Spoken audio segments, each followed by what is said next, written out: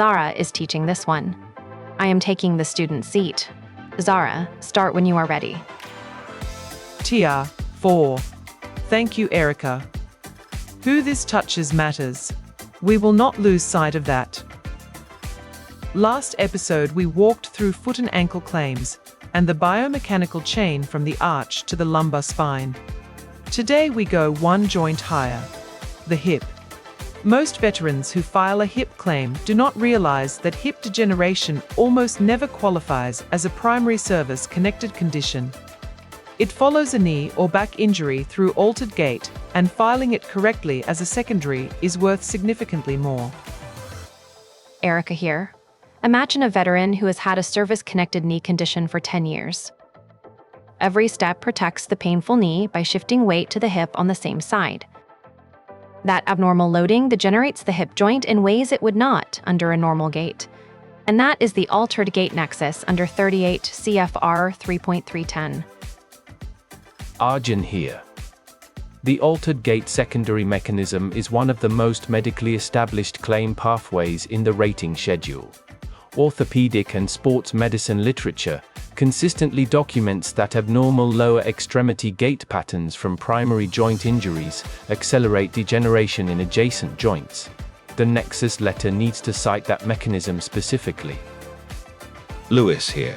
Stick around for concept 4, because the bilateral factor under 38 CF R4.26 adds an additional calculation step when both host-based intrusion prevention system are involved.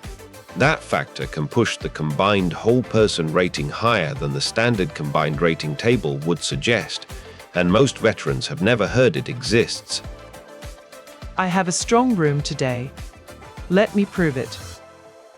Professor Erica here. I will be keeping an eye on things from this side and chiming in when it helps. Arjun here. The moral audit is part of the work, not an interruption of it.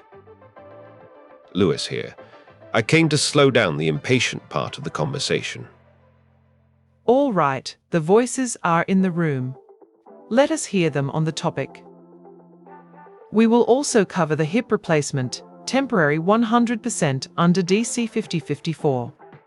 Let us start with the core range of motion rating codes that govern hip flexion limitation. Diagnostic code 5252 rates limitation of hip flexion. Normal hip flexion is approximately 125 degrees. The rating tiers are based on how much flexion is lost. 30 degrees or less of flexion earns 20%. 10 degrees or less earns 30%. Each tier represents a significant reduction in the ability to perform basic activities like climbing stairs or getting in and out of a vehicle. Ankylosis of the hip joint, when the hip is completely fused in a fixed position. Rates from 40 to 60% depending on the position of the ankylosis. A hip fused in a favorable position for walking rates lower than one fused in an unfavorable position that requires compensatory movements in the lumbar, spine, and knee. The C&P examiner will measure hip flexion with a goniometer in a supine position. Veterans should tell the examiner when flexion produces pain before reaching the maximum point, because the DeLuca standard requires the examiner to address pain-limited motion and additional loss during flare-ups. Thus, normal exam day findings do not capture a typical bad day. Zara, if a veteran's hip flexion measured in the exam room is 60 degrees, which tier does that fall under? Lewis, 60 degrees of hip flexion is above the 30-degree threshold, so it would not rate under DC 5252 at the 20% tier based on that measurement alone. However, if flare-up limitation brings the flexion below 30 degrees on typical bad days, the examiner must account for that. Documenting flare severity in degrees is the critical step. Diagnostic code 5253 covers limitation of rotation and abduction of the hip. Abduction is moving the leg outward from the midline of the body. Test. Normal abduction is approximately 45 degrees. Limitation of abduction to 10 degrees earns 10% under this code. GA. Limitation to 5 degrees with pain on motion earns 20%. 2. Those two tiers represent the maximum range of the DC 52-53 rating structure. Unlike the knee, where flexion and extension are clearly distinct functions, hip rotation and abduction limitations are evaluated together under DC 52-53. However, this code and DC 52-52 for flexion rate different functional movements on the same hip and can both be applied when both deficits are documented. In practice, hip osteoarthritis, which is the most common hip condition in veterans, affects multiple planes of motion simultaneously. A veteran with hip arthritis from altered gait typically loses flexion and abduction at the same time. Both measurements should be taken at the CISSP exam and both codes should be listed on the claim. The practical filing step is to name each impairment separately on VIA Form 21526EZ. Limitation of hip flexion and limitation of hip abduction and rotation. Each named condition gets its own examination finding and its own rating determination. Filing both from the start is faster than appealing for the second code later. Turns out the most common gap in hip claim files is that veterans describe general hip pain at the CISSP exam without distinguishing between pain on flexion and pain on rotation. TIBA. The examiner rates only what they can measure and document. Separating the two complaints helps the examiner apply both codes. When both host-based intrusion prevention systems are service-connected, whether directly or as secondaries to bilateral knee or back conditions, the bilateral factor under 38C, FR 4.26 applies. The bilateral factor takes the combined rating for the two bilateral lower extremity disabilities and adds 10% of that combined rating to the veteran's overall whole person rating. Imagine a veteran with a combined 30% bilateral hip rating. The bilateral factor adds 10% of 30, which is 3 additional percentage points, to the whole person calculation. That small addition compounds with other conditions in the combined ratings table and can push the veteran's overall disability rating to the next meaningful threshold. The bilateral factor is not applied automatically by every rater. Veterans should specifically request that the VA apply the bilateral factor in their claim or appeal statement when they have bilateral lower extremity conditions. Arjun, which other joint pairs qualify for the bilateral factor? Erica. The bilateral factor applies to any paired upper or lower extremity disabilities. Knees on both sides qualify, as do both shoulders or both host-based intrusion prevention system. If a veteran has service-connected conditions affecting two different paired joints, all of those disabilities enter the bilateral factor calculation together. Wait until you see how the bilateral factor interacts with a full lower extremity chain, bilateral flat feet, bilateral knee instability, and bilateral hip degeneration, all secondary to each other through altered gait. The bilateral factor at the bottom of that combined calculation adds meaningfully to the whole person total.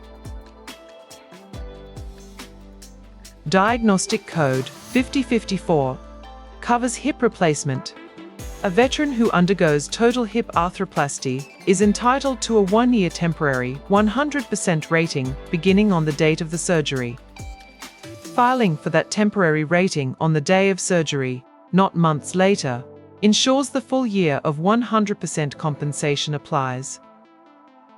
After the 1-year temporary period, the rating drops to a residual level based on what remains. 90% applies if there is chronic pain, weakness, or instability after surgery. 70% applies with moderate disability. Tied.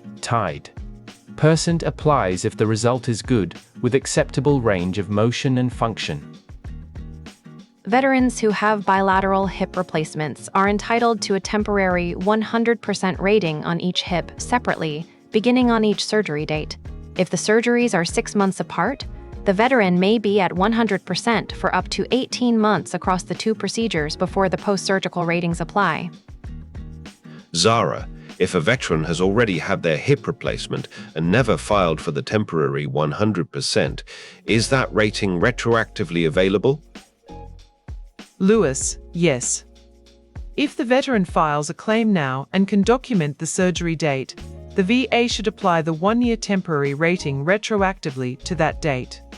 The back pay from that retroactive application can be significant, and a VSO can help establish the correct effective date. The knee-to-hip secondary chain works through femoral rotation. When the tibia tracks inward from knee instability or overpronation, the femur follows with internal rotation. That internal rotation changes the contact pressure distribution inside the hip joint over every step, accelerating cartilage breakdown in the superior and anterior regions of the acetabulum. And the back-to-hip chain runs through pelvic mechanics, a lumbar spine condition that causes pelvic tilt, either anterior or posterior, changes the angle of the femoral head inside the acetabulum. That altered contact angle concentrates load in regions the joint is not designed to support continuously, causing the same accelerated degeneration over time. The Nexus letter for either chain needs to use medical terminology, not just the knee caused the hip to wear out, but rather the altered femoral rotation secondary to tibial malalignment from the service-connected knee instability created abnormal hip joint contact stress, resulting in accelerated chondral degeneration consistent with the veteran's hip arthritis findings. An independent medical examiner, often called an IME, is the most reliable source for that Nexus letter. The treating physician can write one, but the IME specializes in VA claim documentation language. A qualified physiatrist or orthopedic specialist who understands how to phrase the "at least as likely as not" standard is what the VA Nexus review requires. If you forget everything else in this video, remember, hip conditions in veterans are almost never primary. They follow a knee or back condition through altered gait, and the Nexus letter connecting them is the most important document in a hip claim file. File DC5252 and DC5253 together, and request the bilateral factor if both host-based intrusion prevention systems are involved. Drop in the comments, do you have a service-connected hip condition, and was it filed as a secondary to your knee or back claim? Okay, it is quiz time. Kappa. Let's find out what's stuck. Think through each question carefully before you answer. If the explanation worked, hit like. If you want the next explanation to land in your feed, hit subscribe. Under DC 5252, what is the rating for limitation of hip flexion to 30 degrees or less?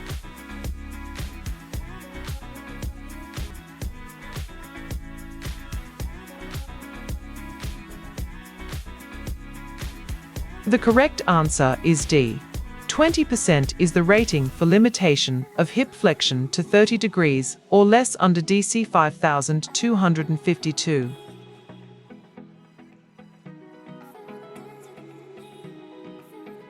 Under which regulation does the VA apply the bilateral factor when a veteran has service-connected conditions affecting both host-based intrusion prevention system?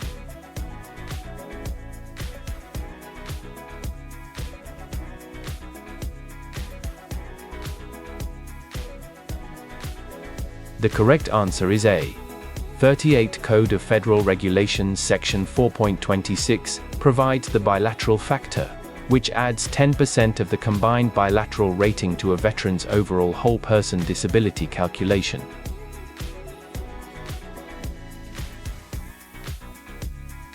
Under DC 5054, how long does the temporary M% rating for hip replacement last?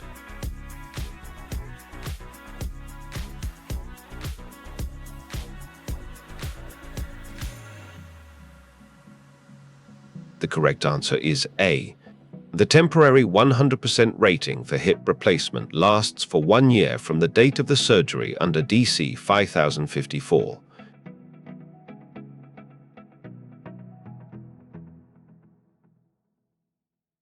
Today's key takeaway: hip conditions in veterans follow a predictable secondary chain from the knee or back through the altered gait mechanism.